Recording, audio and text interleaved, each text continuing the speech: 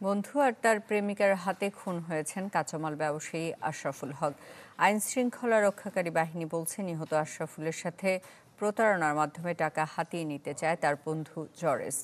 এজন্য ব্যবহার করে কথিত প্রেমিকাকে। টাকা না পেয়ে দুজনে মিলে রাজধানীর শনির আখড়া একটি বাসায় হত্যা করে তাকে। এরপর খণ্ডিত মরদেহ হাইকোর্ট এলাকায় ফেলে পালিয়ে যায়। Japan Bangladesh joint venture company JBS holdings limited. 12 November high court এলাকায় এই সিএনজি অটোরিকশার ড্রামে ভরে আনা হয় 26 খণ্ড করা আশরাফুলের মরদেহ। ড্রাম নামিয়ে দিয়েই চম্পট। এরপর পড়ে যায় শোরগোল। জানা যায়, নিহত আশরাফুল রংপুর থেকে ঢাকায় এসে হত্যাকাণ্ডের শিকার হয়েছেন। এই হত্যা মামলায় মূল আসামি করা হয় আশরাফুলের এই শৈশবের বন্ধু জরেজকে। তাকে শুক্রবার রাতে কুমিল্লার দাউদকান্দি থেকে গ্রেপ্তার করে ডিবি। এই হত্যায় শামীমা নামে আরেক নারীকেও লাকসাম থেকে গ্রেপ্তার করে র্যাব।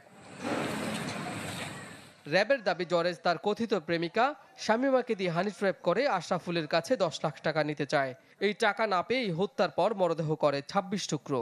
এই মহিলাকে দিয়ে 1 মাস তাকে একটা হানি ট্র্যাপের মতোই ব্যবস্থা করে এবং আশরাফুলকে প্রভোগ করেছে যেন সে ঢাকায় আসে এবং এরকম একটা পরিস্থিতির শিকার হয়। 3 লক্ষ টাকা সে পাবে এবং জরেজ এই ব্ল্যাকমেইলের মাধ্যমে 7 লক্ষ টাকা পাবে। এ ঘটনায় ব্রিফ করেছে ঢাকা মহানগর গোয়েন্দা পুলিশ। সংস্থাটির প্রধান জানান, শামীমার সাথে জরেজ ও আশরাফুলের পরিচয় হয় একটি অনলাইন প্ল্যাটফর্মে।